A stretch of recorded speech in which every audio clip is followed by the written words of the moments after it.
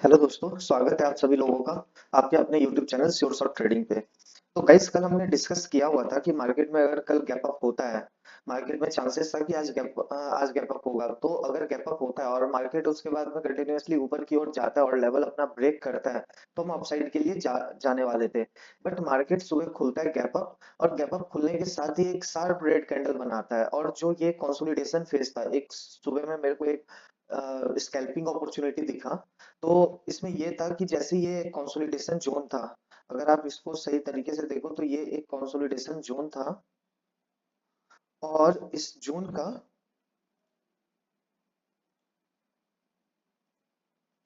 इस consolidation zone का यहाँ पे ब्रेकआउट हो रहा था।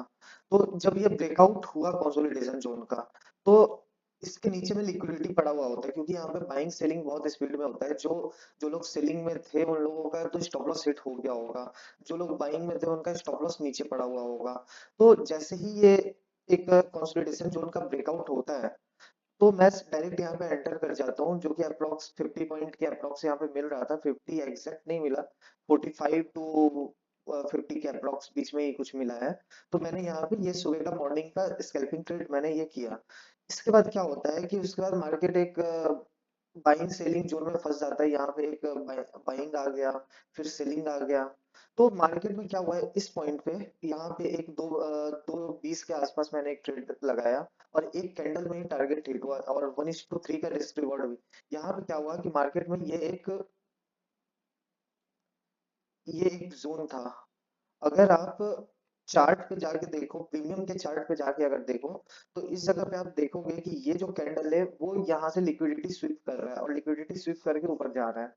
आप देखना ये चीज गौर करके प्रीमियम के चार्ट में, तो आपको दिखेगा बहुत अच्छे से कि प्रीमियम के चार्ट में जो यहाँ पे तो स्पॉट के चार्ट में नहीं लिक्विडिटी स्वीप हुआ है, लेकिन प्रीमियम के चार्ट पे लिक्विडिटी स्वीप हुआ है।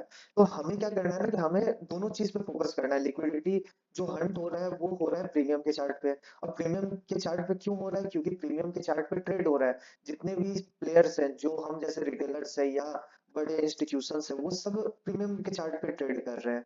तो स्पॉट के चार्ट पे हम देख रहे हैं कि क्या हो रहा है। यहाँ पे लिक्विडिटी स्वीप नहीं हुआ, लेकिन प्रीमियम के चार्ट पे लिक्विडिटी स्वीप हुआ था। तो जैसे ही लिक्विडिटी स्वीप हुआ यहाँ पे, तो मैंने यहाँ पे एक लिक्विडिटी स्वीप होने के बाद में एक लगभग हैमर जैसा एक कैंडल बना है। तो मैंने यहाँ पे एक कैंडल में रिस्क लिया, छोटा सा रिस्क लिया। बहुत स्पाइक में यहाँ पे मेरे को एक प्रॉफिट अपना लगभग 50 पॉइंट के आसपास, 55 पॉइंट के आसपास यहाँ पे मिला। तो काफी अच्छा प्रॉफिट था। अप्रोक्स मतलब ये दोनों ट्रेड बहुत अच्छा था। बाकी मेरे को और कहीं पे यहाँ पे हो या कहीं पे भी मेरे को और ट्रेड दिखा नहीं सही तरीके से, क्योंकि आज मंथली एक्सपायरी भी था, आज वीकली एक्सपायरी भी था। तो आज के दिन संभल के ट्रेड करना होता है, ओवर ट्रेड से बचना होता है। तो इसी के लिए एक अपॉर्चुनिटी, जो अपॉर्चुनिटी दिखा उस अपॉर्चुनिटी पे हमने ट्रेड किया। तो गाइस, अगर आपने कल का देखा होगा एनालिसिस, तो आपको समझ आ रहा होगा कि जो हमने एनालिसिस किया था, मार्केट ने रिएक्ट किया उसी तरीके से।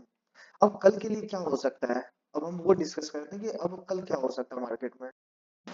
तो चलिए कल का एनालिसिस स्टार्ट करते हैं। तो कल के एनालिसिस में क्या पता चल रहा है कि कल अगर मार्केट कहीं गैप अप ओपन होता है, और ये 24,000 का जो राउंड नंबर है अगर इसका ब्रेकआउट होता है, तो जो हमारा सबसे पहला टारगेट होगा वो 24,050 का होगा, फिर 24,100 का, और 24,150 का उसके बाद में हम नेक्स्ट टारगेट रखेंगे। ठीक है। और इसी तरीके से अगर गैप डाउन होता है, तो गैप डाउन के सिनेरियो में अगर ये जो सपोर्ट बना हुआ है, ये सपोर्ट अगर ब्रेक होता है, तो हम डाउन साइड के लिए ट्रेड पंच करेंगे। तो जो हमारा पहला टारगेट होगा वो 23,786 का होगा। सेकंड टारगेट अपना होगा 23,711 का, और थर्ड टारगेट होगा अपना 23,628 का। तो ये सिंपल चीजें हैं, हमें सिंपल तरीके से रखना है, सिंपल तरीके से ट्रेड को पंच करना है। मार्केट को आप जितना सिंपल बनाओगे, चार्ट को जितना सिंपल बनाओगे, उतना अच्छा आपके लिए रहेगा। तो जैसा आज आप लोगों ने देखा कि स्पॉट के चार्ट पे जब आप देख रहे थे, तो कहीं भी लिक्विडिटी स्वीप नहीं हुआ था। लेकिन जब आप स्ट्राइक पे चार्ट पे जाके जब देखो, तो वहां पे आप क्लियरली देखोगे कि वहां पे लिक्विडिटी स्वीप हुआ है। क्यों हुआ है? क्योंकि स्पॉट के चार्ट पे तो हम लोग ट्रेड नहीं करते ना, हम लोग तो ट्रेड करते हैं फ्यूचर्स में, हम लोग ट्रेड करते हैं ऑप्शंस में। तो जो ऑप्शंस में ट्रेड कर रहे हैं, तो लिक्विडिटी ट्रेड तो वहां हो रहा है, प्राइस तो पैसे तो वहां लग रहे हैं, तो इसी वजह से लिक्विडिटी स्वीप वहां पे हुआ है। और जो वहां पे हुआ लिक्विडिटी स्वीप, तो हमने वहां पे ट्रेड पंच किया और अच्छा टारगेट मिला। इसी के लिए मैंने कल भी आप लोगों से बोला था संभल के ट्रेड करने के लिए। आज आप लोगों ने क्या किया, पैसा बनाया या पैसा गवाया, जरूर एक बार कमेंट में बताओ। मैं भी जानूं कि क्या और सुधार किया जा सकता है, किस चीज पे और वीडियो बनाना चाहिए, साइकोलॉजी किस तरह की साइकोलॉजी पे वीडियो बनाना चाहिए। तो आप लोगों से कनेक्ट करना है मेरे को। ठीक है, तो चलिए अब सेंसेक्स का देखते हैं कि सेंसेक्स में कल क्या हो सकता है। तो चलिए सेंसेक्स का स्टार्ट करते हैं। तो सेंसेक्स में क्या हुआ था मार्केट में कि सेंसेक्स में भी आज सेम गैप अप खुला, मार्केट रिवर्स हुआ और सेम ट्रेड बन रहा था सेंसेक्स में भी। जैसा निफ्टी में बना है सेम वैसा ही सेंसेक्स में बन रहा था। अब कल के लिए क्या सिनेरियो है, कल अगर मार्केट में अगर गैप अप होता है, अगर अगर गैप अप होता है और मार्केट में कहीं हमें यहाँ पे बुलिश कैंडल दिखे अपसाइड जाते हुए, तो जो हमारा पहला टारगेट होगा वो होगा अपना 77,000 का, 77,018 का। दूसरा टारगेट होगा अपना 77,249 का। जो तीसरा टारगेट होगा वो 77,350 का। चौथा टारगेट होगा अपना 77,460 का। तो ये क्या है कि ये लॉन्ग टर्म के लिए मैं आपको बता रहा हूँ कि ऐसा नहीं कि ये स्कैल्पिंग में ये आपको फटाफट मिल जाएगा। इसके लिए आपको होल्ड करना होगा ट्रेड को होल्ड करना होगा। डेट मीन्स ये नहीं है कि मतलब मार्केट में हम 77,460 के लिए बैठ गए हैं, अब अगर मार्केट यहाँ से रिवर्स होगा भी तो नहीं। हमें प्रॉपर एक काम करना है, प्रॉपर तरीके से काम करना है। करना कैसे, मान लो कि यहाँ पे मार्केट खुला और यहाँ पे हमें ट्रेड मिल रहा है। हमारा अगर ये टारगेट है कि हमने ये टारगेट सेट किया हुआ है और स्टॉप लॉस कहीं यहाँ पे बन रहा है, ठीक है, तो अगर कहीं स्टॉप लॉस यहाँ बन रहा है, तो जब मार्केट में सबसे पहले 1:1 के अप्रॉक्स मिल जाता है हमें, ठीक है, तो जैसे ही 1:1 के अप्रॉक्स मिल जाएगा, हम इसको थोड़ा सा इसको ऊपर कर देंगे, स्टॉप लॉस को छोटा कर देंगे। अगर ये भी ब्रेकआउट हो जाता है तो first target, second target, third target, और ये एक हम इसको एक तरह से अगर बोले तो ट्रेलिंग में इसको लेते जाएंगे, ट्रेलिंग कर करके हम ऊपर ले जाएंगे अगर मौका मिलता है तो। नहीं तो हमें हमें पता होना चाहिए कि हमें कितना लेना है मार्केट से, कितना हमारा टारगेट है। जैसे अगर यहाँ पे हमने अगर लिया ट्रेड और अगर हमारा स्टॉप लॉस कुछ यहाँ पे बन रहा है 45 पॉइंट का, तो सबसे पहला टारगेट तो हमारा 90 पॉइंट का होना चाहिए 1:2, कि 1:2 एटलीस्ट मेरे को अचीव हो जाए।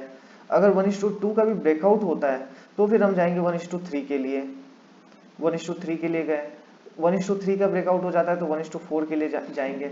ऐसे करके हम ट्रेलिंग करते करते ऊपर ले जाते हैं अपने प्रॉफिट को। ठीक है गाइस, तो इस तरीके से हम ट्रेड करेंगे। तो ये अगर कल कहीं गैप अप होता है मार्केट में और मार्केट ऊपर जाता है तो अपना सबसे पहला टारगेट ये होगा। और अगर मार्केट में 77,876 का पहला टारगेट होगा, अगर मार्केट में फ्लैट टू बेयरिश अगर मार्केट खुलता है, तो जो अपना सबसे पहला टारगेट होने वाला है, अगर इसका ब्रेकआउट हो जाता है, अगर इसका गैप डाउन होके इसका ब्रेकआउट हो जाता है, तो सबसे पहला अपना जो टारगेट होगा वो होगा 76,338 का।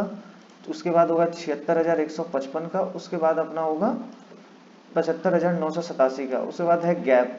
तो ये गैप फिल हो सकता है। तो मैं आपको दोनों साइड का सिनेरियो बता दे रहा हूँ कि कल मार्केट में क्या हो सकता है, परसों मार्केट में क्या हो सकता है। आप स्विंग ट्रेड टू आपको इंटरडे दोनों का आपको मैं बता के चल रहा हूँ। लेकिन इसका ये मतलब नहीं है कि आपको स्विंग ट्रेड का बताया तो आपको बीटीएसटी ले जाना है।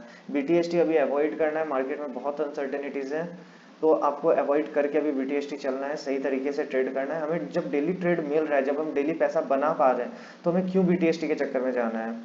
अगर हमारा लॉस भी हो रहा है तो हमारा लॉस कैलकुलेटेड लॉस होना चाहिए, ना कि हमारा लॉस इतना बड़ा हो जाए कि हम नेक्स्ट डे ट्रेड ही ना कर पाए। जैसे आज का मार्केट जो था, मंथली एक्सपायरी या वीकली एक्सपायरी, अगर निफ्टी का अगर आप बोलो तो वीकली एक्सपायरी था, मंथली एक्सपायरी बोलो तो आप बैंक निफ्टी सबका था। तो अगर आज का मार्केट देखो, अगर आप तो आज के मार्केट में ये एक एसएल हंटिंग ही था। अगर आप रैंडम ट्रेड कहीं भी अगर आप पंच करते हो तो उस केस में आपका एसएल हंट ही होगा। तो आपको बहुत ही समझदारी के साथ में ट्रेड करना उतना भी इजी नहीं है। लेकिन अगर आप सही तरीके से, सही मेंटल स्टेट के साथ में बैठ के अगर आप ट्रेड करते हो तो इतना ज़्यादा टफ भी नहीं है। ठीक है गाइस, तो आराम से कल करें। जो लेवल्स हमने बनाया है उस लेवल्स को फोकस करो। आप लोग खुद लेवल्स बनाओ और लेवल्स बना के और आप मेरे को बताओ कि कैसा चल रहा है। अगर आप लोगों को कुछ भी डिस्कस करना हो या कुछ भी अगर पूछना हो मेरे से, तो आप लोग मेरे को, मैं अपना नंबर यहाँ पे लिख देता हूँ, आप लोग इस पे मेरे को एक बार बता सकते हो।